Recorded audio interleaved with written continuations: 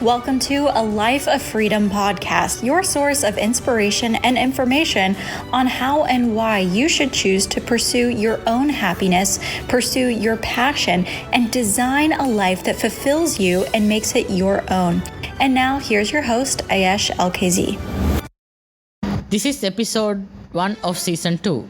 Today I'm talking with Robbie Kramer, dating coach, founder of Inner Confidence, and the host of Leverage podcast. Let's get to the show.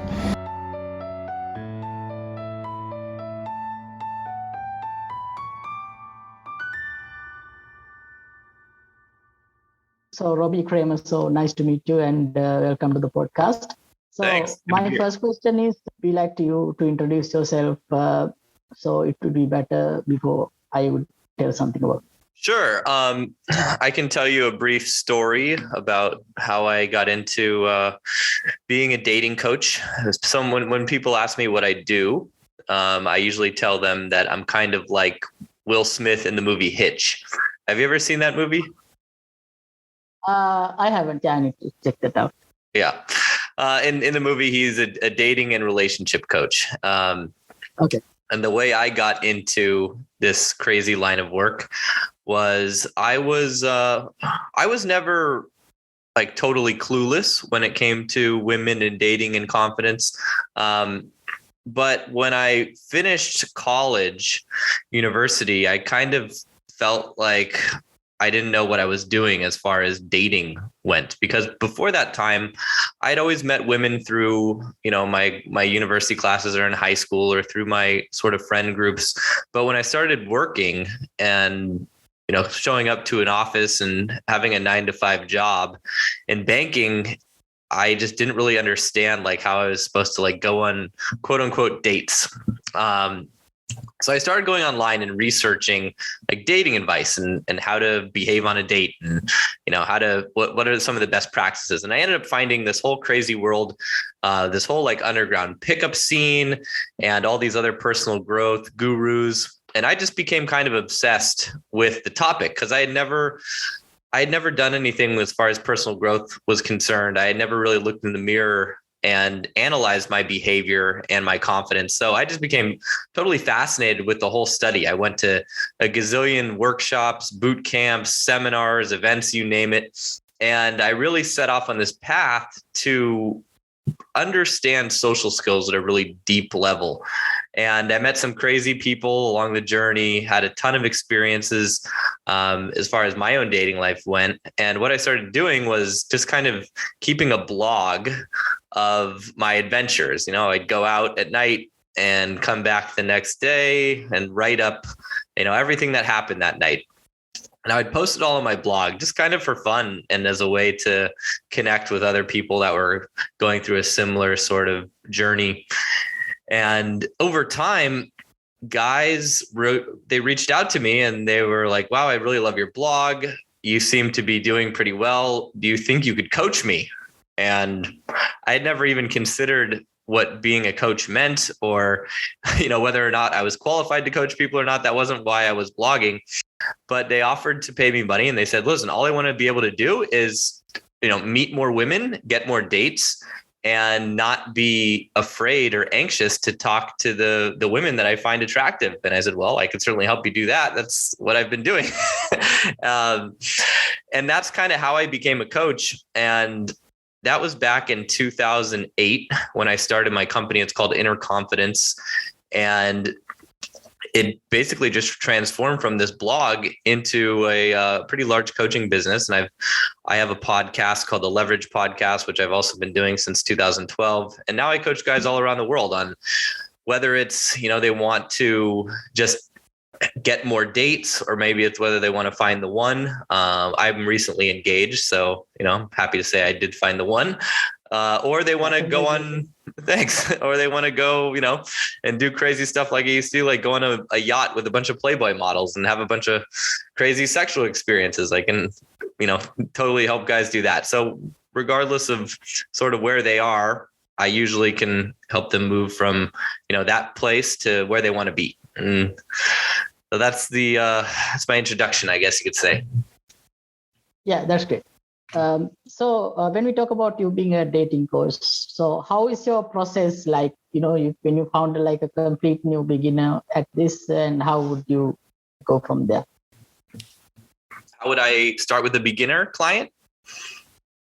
Yes, someone like who doesn't have much experience in this, and how do you like get him to improve? What kind of steps would you do? Yeah. So first, I would explain to him what the dating marketplace consists of, and what women find attractive versus what society thinks, attraction is, because society has it backwards a lot of the time. Okay. For example, one thing that I always thought, the only thing that really mattered was how you look, because that's what I knew to be true for myself personally. I would see a girl and I'd either be attracted to her based on how she looked or I wouldn't. And I assumed women looked at men in that same way. And of course they do, but that's not even close to the whole picture. And depending on where you're trying to meet women, like if you're only using online dating to meet women, that's really all they can go off of to get a first impression of you is how good do you look in your photos. So I know a lot of guys that are either really photogenic and they look better in photos than they do in real life, or a lot of guys who look better in real life than they do in photos. So obviously, whichever side you are could be a huge advantage or disadvantage. And the interesting thing though, is none of that takes into consideration someone's confidence and the way someone carries themselves, their confidence, their body language, how they command a room, their voice tonality, what they're wearing. That stuff makes such a big difference. That accounts for, at least 50%, if not more, of what makes someone attractive. And obviously that changes a little bit. Men tend to be a little bit more visual than women are. So as men, we are going to be more attracted to the physical stuff at first. But then the confidence and the other things, those intangibles, those matter a lot. So you can improve yourself greatly. And that was kind of what drew me into this line of work. Is I just kind of thought like, okay, I'm an okay looking guy, so I can hope to date a, pretty decent girl. But obviously the ones I really want, the ones I find the most beautiful, they're not going to be interested in me because I don't look like a model. And that's total bullshit. And proof of that is, my fiance is a model. She's a lot better looking than I am. And, I'm kind of a walking, talking proof that looks don't really matter all that much. And you can really improve your looks a lot, but more so important, you can improve your confidence, your body language, your fashion, and all the other things that go into making someone attractive. So the first thing I do with any client is I help them to really improve their first impression. So I help them with their body language. I help them with their fashion. I help them with their tonality. And, obviously all those things around what do you say to someone, how to start a conversation. And right off the bat, they're going to be way more likely to, have success than what they were doing before, because most of the guys I work with, they just don't really have much of an idea of what they're doing. It's not something they've really put a lot of time and effort into thinking about. Yeah, that's good. You talk about the movie Hitch and the Will Smith's character. So do you see like any difference between like the movie character and how it portrayed the life of a dating coach, and what's different from real life? So in the movie, of course, it's Hollywood, right? And that was very much focused on the character of Hitch trying to get the other character one specific girl. And he was coaching him on how to attract this one woman that he really liked. And in reality, sometimes clients do ask me to help them to get a certain girl, but that isn't usually my goal. And I tell them that isn't a good goal to have. What you should do is you shouldn't be trying to pick up women. You should be trying to make yourself the most attractive version, and therefore women will come to you. Because if you're focused on how to get something, you're always going to be operating with an agenda. You might come off creepy or disingenuous, versus if you're just trying to make yourself a better version of you, then that's never going to be looked at or viewed at in a negative light. And that will allow you to attract the people that are a better fit for you anyways. A lot of time guys will get hung up on one specific girl just because she looks a certain way, but that girl might be a horrible fit personality wise.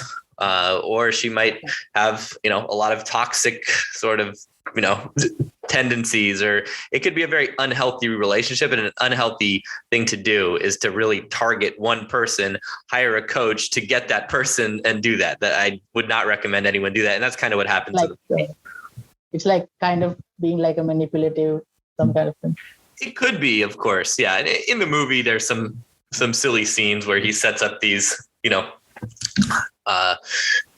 inauthentic or strange events to get the two characters closer together. And obviously it works in the movie, and then I think she finds out about it. I forget how the end finishes, but just like a typical Hollywood movie, right? Yeah. So like also in the movies, like a lot of characters only go after like a one girl, there's like focus on. So what would be like the kind of disadvantages or something like that in that kind of situation? Well, what I try to tell my clients is you need to develop a dating funnel. And the way to think about that is like a sales and marketing funnel. If you want to grow your business, if you want to bring in customers, you need a funnel, right? You need to first target sort of what you're looking for, who your product helps. And then you need to get the word out to those people. And if you have different channels where you can do that, right? Maybe you've got an online sort of marketing channel. Maybe you have an in-person marketing channel. Maybe you have referrals. So the same thing is true with your dating life. So what I teach my clients to do is first set up your online dating funnel, right? And obviously there's sites like Tinder, Hinge, and those all funnel kind of to Instagram and other social media platforms. So women can see that you're like a real guy, but you set up that online dating funnel. So that can bring in women into your life. Then you have a social circle. You have your friends and your family and people that that can already vouch for you and they like you. And that's actually the best way to meet women is through your friends or through your family, because you already have that social proof. You're already someone who's quote unquote, vouched for or pre-selected. And then the other way to meet women is by going out and approaching them, whether that's during the day when you're just going about your business, picking up the dry cleaners, going to the grocery store, going to get a coffee. And that's actually my favorite way to meet women because most guys are too afraid to do it. And it's the hardest way, but if you know how to do it and you can do it in a way that's not creepy or weird, it can be incredibly effective and fun if you can get over the anxiety to do it. And then the last way, or the last like major way, is to go out to bars or nightclubs or going to parties, things where single people tend to congregate to, and trying to meet them there. And that can be good if you're the type of guy who likes those sorts of venues. If you like going out to bars or clubs or festivals, and it's a thing you enjoy doing anyways, and you're single, if you're not already using that as an opportunity to meet women, you should be. And the only reason why you wouldn't be is if you're scared to actually talk to them. So I help guys that are into that sort of thing to go and create more opportunities in those environments. So those are kind of the four. You got online dating, you got your friends and social circle, you have approaching women during the day in a low energy type of environment, and you have approaching women in a night sort of high energy environment. And those are the four areas of the funnel, and they all funnel into, going on dates, and then hopefully making sure you're doing a good job on those dates. That's one thing that guys are really, they don't put a lot of thought into the sort of dates they're going on. They're kind of doing the same thing that most guys do, which is go to dinner and go somewhere nice and hope that that dinner somehow turns into something after and eventually leads to, some sort of intimate relationship. But they don't really think about the steps involved in that process. And that's one of the big things I help my clients do is really map out, what do you do on a date? Where do you take her? How does the conversation need to flow? What sort of vibe are you trying to create on the first date, second date, third date? How do you communicate with her in between those dates via text or Instagram or whatever sort of electronic means of communication you have, and how to move that relationship forward? So whether you want to date just her, or maybe you want to date a variety of women, and just have fun and have a lot of casual relationships, or do that until you find one that you really click with, and then, potentially have a monogamous or a more serious relationship. But that's kind of how the process works. I'm like, so I'm not trying to get into like, going to bars and kind of a night. So it's like, if it's like the sun goes down, I'm getting kind of lazy.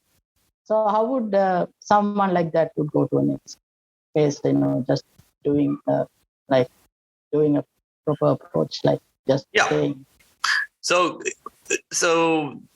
the best way to become comfortable approaching women is to take baby steps, because we're having to manage our anxiety. And if I tell someone who has a lot of anxiety to go up to a beautiful woman and try to start a conversation, either he's not going to do it, or he's going to do it in a way that where he's so nervous that he's not going to end up with a date or a phone number or anything useful.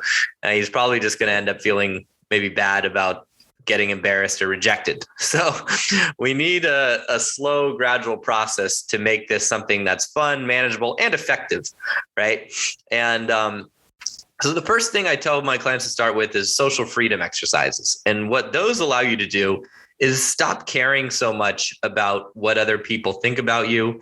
You stop caring so much about rejection and how you're perceived. And simple things you can do is just kind of what you said, is you can start by, try to ask 100 people within 20 minutes for the time or for directions.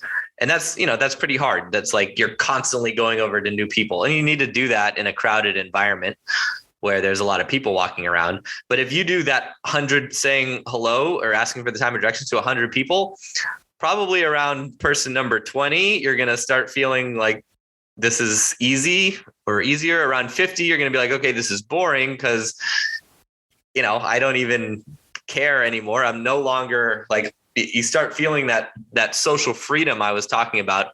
And then you'll naturally just start having more legitimate conversations because that anxiety has gone away. And then you might even feel the desire to tell a woman she's beautiful, or tell a guy like, hey man, I really like your hat. Cool. Have a nice day. Right. You'll start to become more warm. You'll start to become more genuine, more open.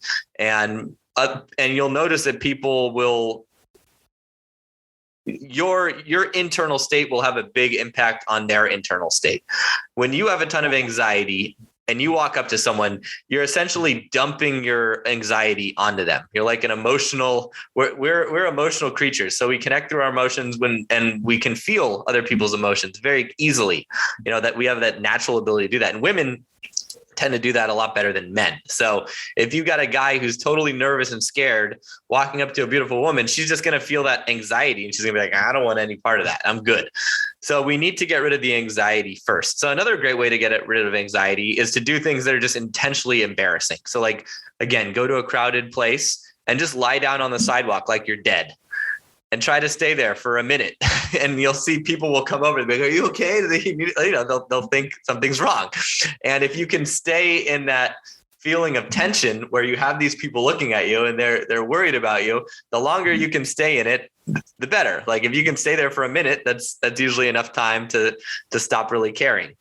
So that's a good one. You can another thing you can do is you can go to like a McDonald's or a Starbucks, and when you go to pay, you can ask them for a discount, which of course they're going to say no to, but you're still getting in the process of doing things that are considered socially unacceptable, right? Because the way that we think is that approaching a woman during the day is not an acceptable thing to do.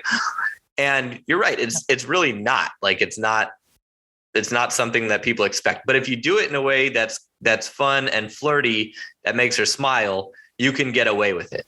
So once you've done some of these things to get over your social anxiety, that's when I say, now you're ready to start approaching. And for some guys, that could take a few times going out, especially if you have a friend you could do this with. It makes it a lot easier because now you're reprogramming your own thought process to say, when you go over and you start talking to someone and maybe they say, don't talk to me, or they give you a dirty look, and you go back to your friend and he gives you a high five, now you feel good about doing it versus before you might have felt bad from the reaction that you just got. So if you do have a friend to do it, that's great. And in all the programs I run, I pair people up and I help guys from all different cities around the world to work together. And it's a lot easier to do this when you have that support system.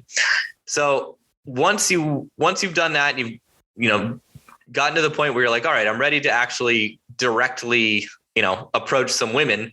Then what you really need is you need to know what to say, right? Because if you try to just go in and wing the interaction, you're not going to feel confident. You're probably going to say something stupid and you're just not going to get anywhere. So it's really important to have kind of what I call like a back pocket opening line. It's in your pocket. You can pull it out. It's obviously not like a piece of paper, but you have it in your mind. And the one that I like to use that I think is a great one for anyone to start with, it's just a simple statement. It's, hey, I saw you and I had to risk embarrassing the hell out of myself to come over here and meet you. And of course, if she speaks English as her first language, or if she speaks very good English, and you do too, that's a good line. If she doesn't speak English, it's not a good line because she's not going to understand what the hell you're saying. She's not going to know what embarrassing the hell out of myself means. So you have to, of course, it can be like complex, kind of too much words to someone. Sorry? It's not there. So I would say it can be kind of complex, right. It's too much. It's a little complex. Yeah. What I tell my clients, usually I live in Kiev, Ukraine, obviously not now given the war, but usually when my clients come to Kiev to work with me, most of the women there do not speak English. So what I tell them to do is just simply walk up and say, hi, you're very beautiful. I had to meet you. And everyone understands what beautiful means. And simply that the best way to approach someone is by telling them what you're doing, what you want, and by making them laugh, by showing that you understand what you're doing is slightly weird, right? Another great line that can usually get a laugh, again, if English is the first language, is, hey, not to be that guy that hits on you at the gas station, but gotta be that guy. And essentially what you're doing is you're showing social awareness, which is funny, which shows that you're not a weirdo, and shows her that, you're probably not going to take out a gun and rob her. It makes her feel safe. And as a woman being approached by a guy who's bigger than you and probably stronger than you, that's a real fear, right? So you always want to make sure that they know that you're a normal person. And also telling them what you want and being direct about your intentions is really important, because, you can go over to a woman and ask her for the time or directions and then try to spin that into a conversation, but it's usually not going to be received that well, because they feel kind of like a bait and switch. They're like, okay, this guy didn't really need the time and directions. He just wanted to hit on me, but he's too much of a wimp to actually say what he's doing. So in my opinion, and from my experience, if you're going to stop a random woman during the middle of the day in a non-social environment, the best way to do it is by being funny and direct, right? Obviously at a nightclub or a bar where it's normal to go talk to people, I wouldn't recommend doing that. I'd recommend a totally different approach. And same with online dating. I would not recommend that approach. So depending on where you're trying to meet women, you need to tailor your approach to that situation. But like I said, meeting women during the day is, I think, the best funnel you can build as far as dating goes. And if you just go up to women and let's just say you don't even need to, let's say you don't know how to continue the conversation, you haven't gotten that far. What I tell my clients the first time out is don't even try to stand in the sidewalk and have a conversation with a woman. Just go up and give them this elevator pitch. And the elevator pitch is, hey, I saw you. I think you're beautiful. I had to come meet you. And I'd really love to stay and talk and get to know you if I could, but I'm actually late for a meeting and I got to run. So how about this? Give me your number. And if you don't like me, give me a fake one. And most of the time she's going to laugh and she's going to give you her number, or she'll tell you she has a boyfriend, or she'll say, oh, no, thanks, blah, blah, blah, blah. But that, it takes 15 seconds to say that. And if you do that 10 times, there's a pretty good chance, if you're not totally full of anxiety and you're not totally scared because you've warmed up, you're probably going to walk away with at least 1 or 2 out of 10 phone numbers from good looking women. And if you can convert one or half of those into a date, right? If you do this 10 times and you get 2 phone numbers and 1 out of those 10 goes on a date with you, that is a way better return on your time than using something like Tinder or online dating or trying to meet women on Instagram. Because it only takes, like I said, 30 seconds to do one of these approaches. 10 times 30 is 300 seconds. What is that? Like 6 minutes or something like that? A little less than 5 minutes.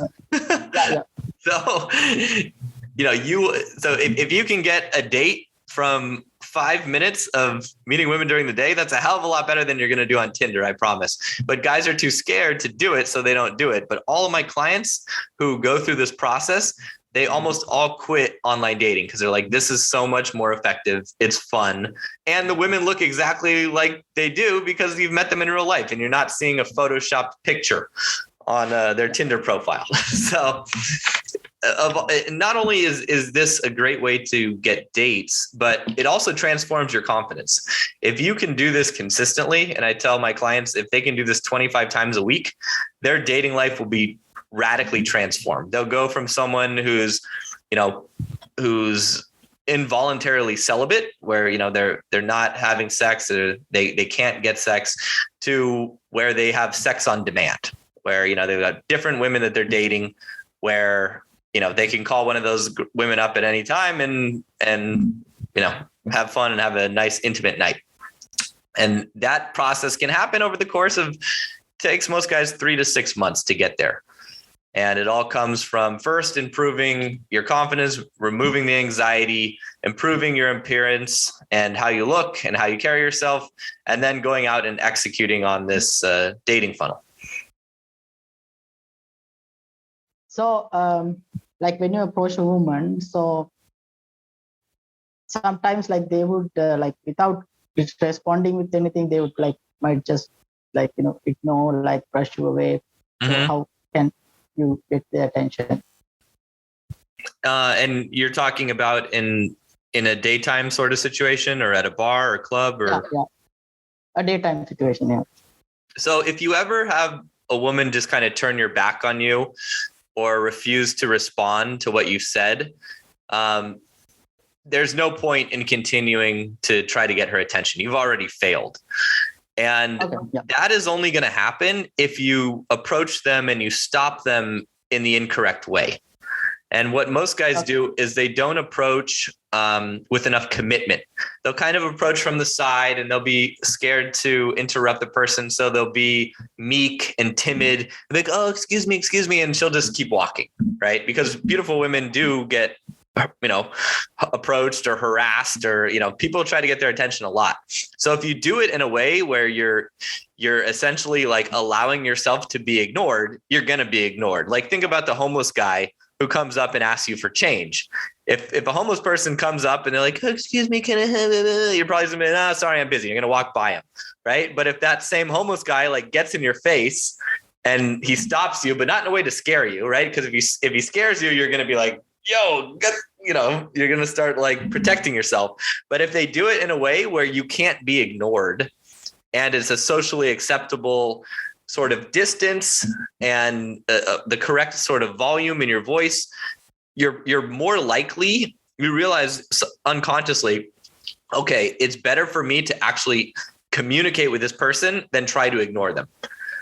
And that's what you need to do when you approach women. You need to make it easier for her to communicate with you than it is for her to ignore you. And that's all about your approach. So that's one of the biggest things I teach my clients, is how to actually stop women correctly. And that requires, like I said, the right amount of distance, whether if she's walking or if she's running or if she's sitting at a cafe on a bench. Those scenarios are slightly different, but it's all about that first impression and how you get her attention. And if you do that correctly, you're probably only going to get ignored once out of 10 times. Some women are still going to ignore you, even if you do everything right, but it's going to be extremely rare compared to what most guys experience. Most guys get ignored, 7 or 8 times out of 10, whereas I'm going to get ignored maybe once out of 10, maybe less. Yeah. So how would you talk to someone if they're kind of walking in front of you? How would you talk to someone like that? So what I'm going to do is I'm going I'm going to run. I'm not going to try to walk and just walk a little faster. I'm going to run because, I want to get there as fast as I can. And there's no point. There's no point in like waiting, right? So I'm going to run and I'm going to run past them a few steps and I'm going to kind of hook around. I call it the hook and swoop. So you run past them and you kind of make like a hook formation and you get in front of them and you kind of put your hand out in a non-threatening way, say, stop, stop, stop. And then as soon as she looks at you and makes eye contact, you kind of count 1,000 and then you deliver your opening line. Right. So I saw you and I had to risk embarrassing myself to meet you. Right. And it's important that, she's going to be walking. So if you get right in front of her, she's probably going to smash into you and she'll get scared and she might pepper spray you or something. I mean, that's never happened, but you know what I mean? You have to leave a little bit of space in between when you kind of hook around and stop her face to face, because momentum is going to take her closer to you when she's registering in her brain that someone's talking to her. So that's kind of the most important thing. Like imagine, and the way to think about this is imagine she dropped her wallet and you needed to give her wallet back, right? How would you do it? Well, you'd run as fast as you could and you'd jump in front of her without scaring her and be like, yeah, you dropped your wallet here. And she'd be very thankful that you brought her wallet back. And the same thing applies here is she's going to be very happy that you approached her if you do this right, because she's going to be like, wow, this guy made my day. I can't believe I met someone. I wasn't even trying to meet anyone. And now this, attractive guy stopped me and wants to take me out. This is awesome. So if you do this right, you're literally giving them a gift. And that's how you need to think about it in your mind. Not that you're bothering them or not that you're trying to sell them something they don't want. You need to, obviously transform yourself into a guy that they want and then offer yourself. You're the product. Okay. So you talked about like going on instant dates, like when you approach like in daytime. How would that go? So an instant date, that will happen once you get a little bit more comfortable having conversations, right. So what I recommended earlier was if you're not comfortable with this, you can just kind of do that elevator pitch, right? Hey, I saw you, had to risk embarrassing myself, but I'm late for a meeting, got to run. How about this? Give me your number. If you don't like me, give me a big one, right? That's for the beginners. Now, once you get comfortable doing that, you can then stop doing that and you can try to have a little bit more of a conversation where you go with your opening line. She might have a reaction to that. Like she'll laugh and be like, oh, nice to meet you. And you'll be like, all right. So anyways, I don't know. What do you say to someone you randomly meet on the street? What's your favorite color? What's your favorite Power Ranger? What's your favorite flavor of ice cream? No, really. So where are you from? Right. And then she'll be like, oh, I'm from Detroit. Oh, cool. I'm from LA. Well, when did you move here to Vegas? And she's like, oh, I've been living here for a few years, blah, blah, blah. And as she's talking, you want to notice what she's doing with her body. That's the most important thing, because her body is going to tell you everything you need to know. If she's standing there facing you and it's clear that she's not trying to like walk away, like you got to kind of look at her feet, right? The feet sort of moving to where they're going will tell you that, all right, she's being friendly and she's, her lips are moving and she's talking to you, but she's really sort of drawn and her energy is still focused on going away from you and going to do this thing that she was doing. So if she's not doing that and she's also asking you a question. So the first thing I do, if I don't make that silly joke about the favorite color, favorite Power Ranger thing, like, let's say I don't even do that. Let's just say, I say, hey, I saw you and, I think you're beautiful. I had to meet you. She'll be like, oh, thanks. And I'll say, so, what are you up to right now? Where are you coming from and where are you going? And she'll say, oh, I'm coming from coffee, met with a friend and now I'm going to yoga class. I'll be like, oh, cool. Are you like, a yoga light or one of these yoga obsessed people? Because I know how obsessed people can be with yoga. And she's like, no, I'm just kind of like yoga light. And I'll be like, cool. And then I'll keep the silence. And it's an opportunity for her to ask me a question, right? Because if I have to ask every question and I'm the one only driving the conversation, that shows a very low investment on her side of the coin. So then if she says, what about you? Where are you from? Now I'm like, okay, she's asked me a question, so that's a good sign. And her feet are not kind of trying to walk away. She's physically like there and spending time talking to me. So she must on some level have some interest. So if we then kind of continue that conversation, yeah, I'm from LA originally, moved here, got involved in real estate. And yeah, that's kind of my story. What do you do for work? Now she tells you, oh, I'm in marketing and sales. And yeah, I've been working at my company for a few years, blah, blah, blah. Like, hey, anyways, as much as I love talking on the sidewalk, you got 10 minutes? Let's grab a quick coffee. And then I kind of got to run, but you down? And she'll be like, yeah, okay, cool. Well, let's go. All right. Now we're going to get coffee. So that's literally an instant date. And, everything I kind of made up there in that conversation is mostly irrelevant. The only thing that matters is her energy wanted to stay and talk to me. And rather than trying to have a longer conversation than it's normal to have on a sidewalk, like once we kind of get to that 2.5, 3 minute mark, it's normal to be like, hey, instead of talking here, why don't we grab a coffee at the Starbucks around the corner? You got 10 minutes? If she likes you, she's going to say yes. If she doesn't have time, she'll just say no. Be like, all right, cool. Well, how about this? Give me your number. If you don't like me, give me a fake one. So you should always go for instant dates if she's talking to you and she's not body language motioning that she needs to leave, because it's better to go and talk over a coffee than to stand on the sidewalk or stand in the line at the grocery store or wherever the hell you met her. It's always better to go and talk over a coffee or some sort of instant date, grabbing an ice cream in the park or walking around after getting a lemonade, right? Those now you're kind of mentally on a date. And that's much more attractive and a lot more interesting. So that's what I always recommend my clients who have gotten to a pretty decent level where they're comfortable enough to go over and speak to women during the day. And they can do that elevator pitch. That feels easy for them. Like, all right, it's time to go out and try to get instant dates, because it's way better to do an instant date than to just get a number and leave. Because odds are, a number is not going to be nearly as solid as a number plus an instant date. Yeah, that's great. So like after the instant date or when you get the number, so how would you go from there to like a first date? Well, the instant date is really the first date. That is the first venue of the first date. And one thing that I think is the most important thing I mentioned this earlier, is guys need to understand how to quarterback a first date, how to execute a first date.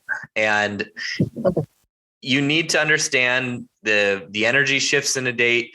Most dates or most sort of seductions, it's funny, there's kind of like this 7-hour rule. Most people feel comfortable enough to sleep with each other after around 7 hours.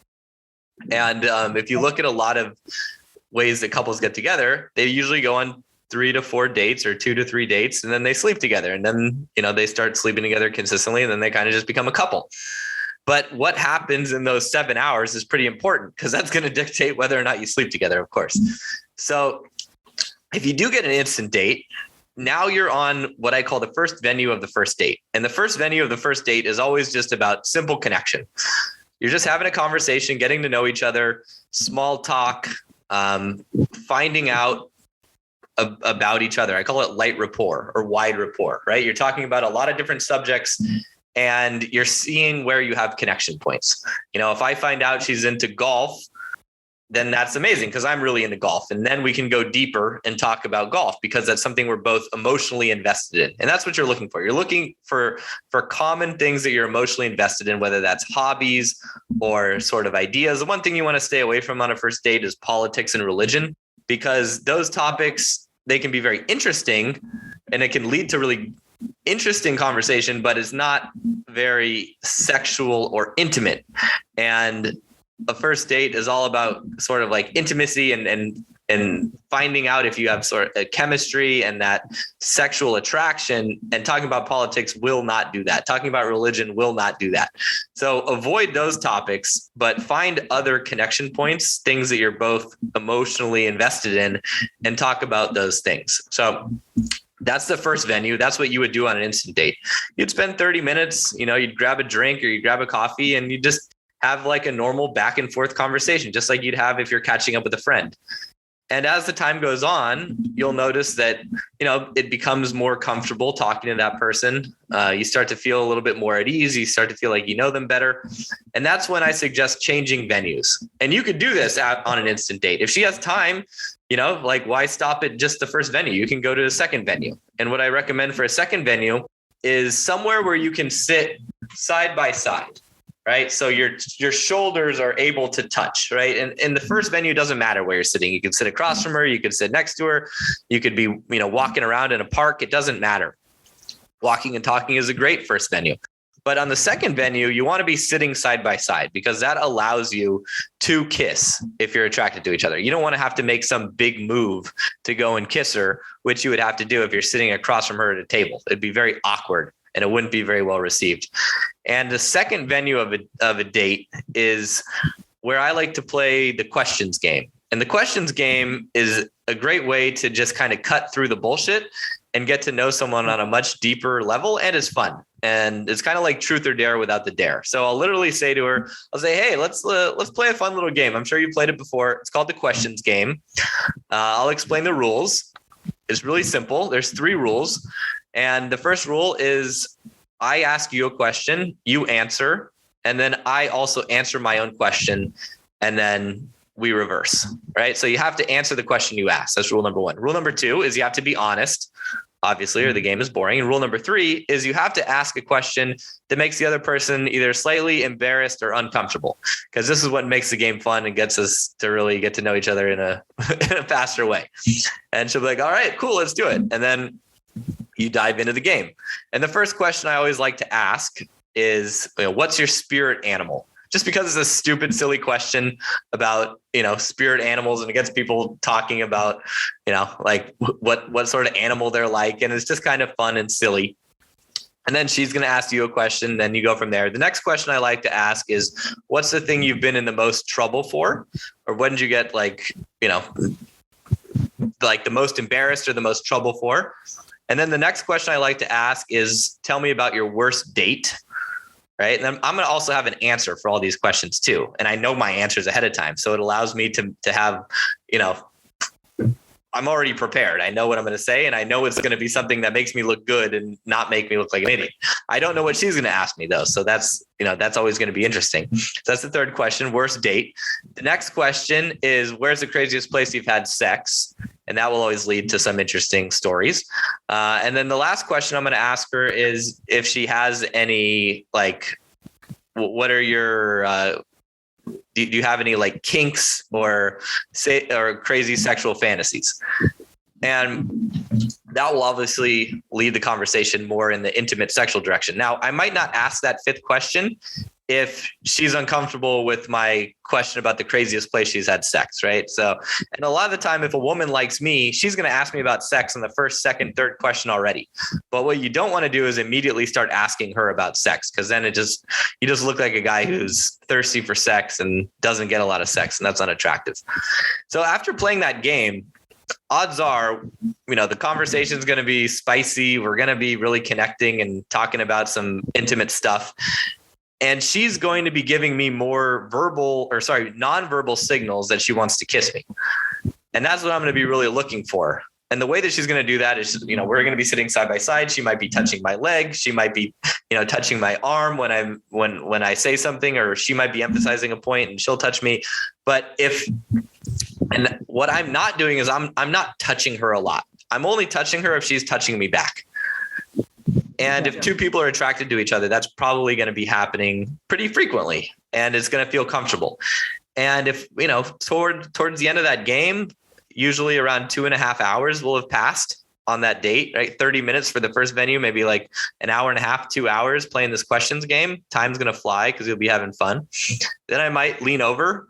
I'm going to look her in the eyes. I'm going to look down at her lips. I'm going to look back into her eyes. And if she doesn't get weird, I'm going to try to kiss her, because that's kind of like everyone knows if you look at their eyes and you look down at their lips and the back of their eyes, they know what you want. They know you want to kiss them. And if she wants to as well, she's going to do the same thing. And then I'll slowly move in, 90% of the way, and I'll let her come the next 10% of the way, which is actually in the movie Hitch, which is great advice. Never go the whole 100%. You got to go 90 and let her come the last 10%. Otherwise, you're just forcing a kiss on her, and no one wants that. And then we'll kiss.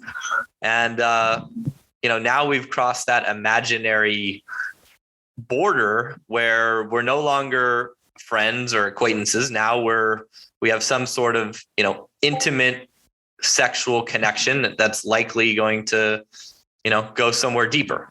And now if you want to end the date there, right, after the kiss and after a little bit more conversation, that's fine. That's a great place to end the date. But if you want to try to continue on, whether that's on this date or the next date, the next venue, third venue, is some sort of couples experience. And that's what traditionally people start with their dates on. And that's why it sucks. Like now for the third venue, if I want to take her to see a show, or I want to take her to a museum, or I want to take her ice skating, or doing something that a couple would do, we're going to have fun doing it because we're going to be interacting and touching each other like a couple. We've already kissed. We already feel comfortable with each other. And more time spent together with that vibe is just going to make us connect faster and easier, which is going to lead to sex and more intimacy. But if we haven't done that, and I take her ice skating and we don't have that physical connection, it's just going to be kind of awkward because we're going to be focused more on the conversation while trying to ice skate. And that doesn't work, right? If the focus if the focus needs to be on conversation, you want to be just somewhere where the only thing that matters is a conversation, having a drink or having a coffee. Even having dinner is not a great place to have a conversation because you got food in your mouth, you're eating, the waiter's coming over and interrupting all the time. You got to look at the menu, figure out what you want, while at the same time trying to hold a conversation. That's why dinner dates are shitty first dates. Like, don't take women on dinner dates for the first date. They're terrible. Every guy does it and they don't understand why it sucks. But now don't do that. Do drinks or walk, have a coffee, and then do, somewhere where you can sit side by side in a more like cavernous, quiet environment, somewhere like a lounge, and then do a couples experience. Then you could go to an arcade or play ping pong or play pool or walk around the park or go to a museum or do something. Doesn't matter what that a couple can do, because obviously couples can do anything. And then during that third venue, right, you're more focused, not on the conversation, you're focused on what you're doing.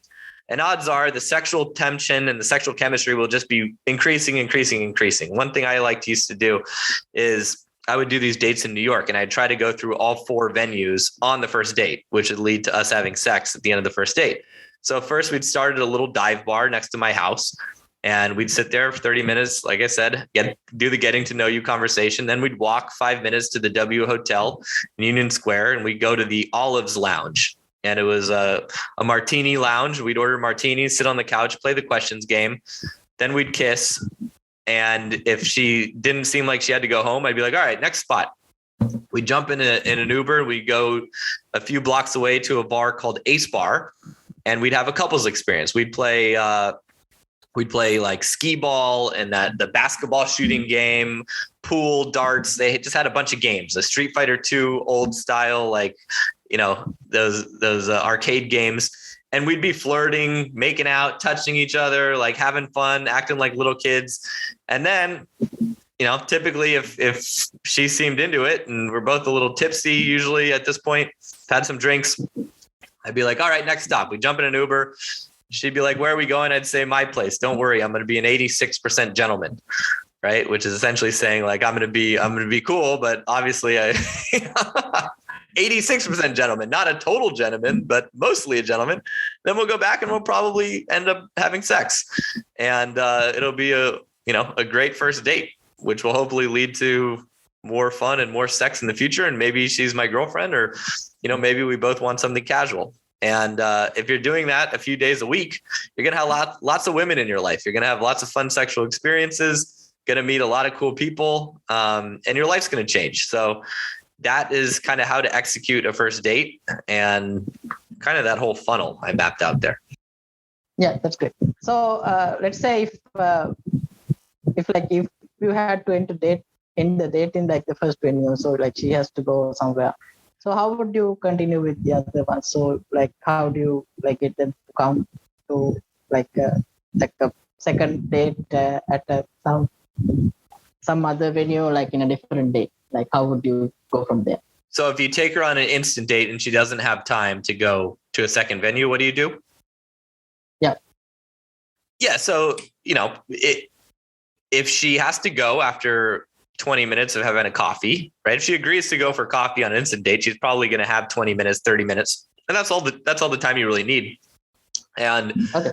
in that time, hopefully you've made a connection, right? Like if you don't make a connection and you just find nothing that you have in common and the energy's off, you're probably not going to get a second date, right? You're probably not going to want a second date with her anyways, because you're just like, I'm not feeling the vibe.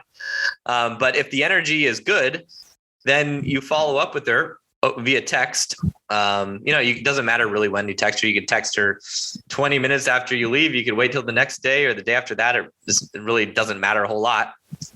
And, that's another big thing that I cover is how to follow up with women and how to text, because that's so important. I even have a texting course on exactly how to do this with text that you can just kind of copy and paste if you want. But obviously I give you the strategy and the mindset behind that, because if you're just using tactics and canned messages, that can really backfire if you look, like you're doing that. You don't want to look like you're doing that. Yeah.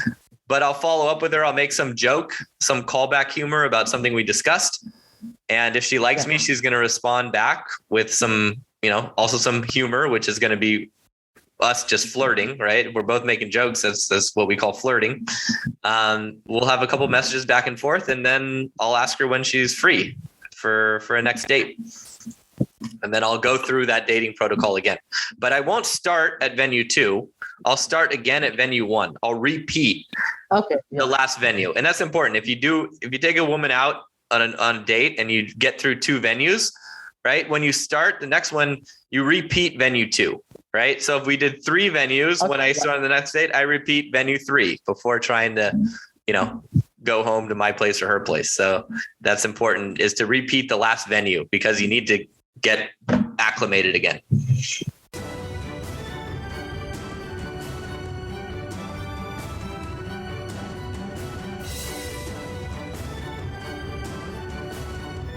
Thank you for listening to the first half of our conversation. The second half will be published next week. Please leave a review and subscribe from wherever you listen to our podcast. See you next time.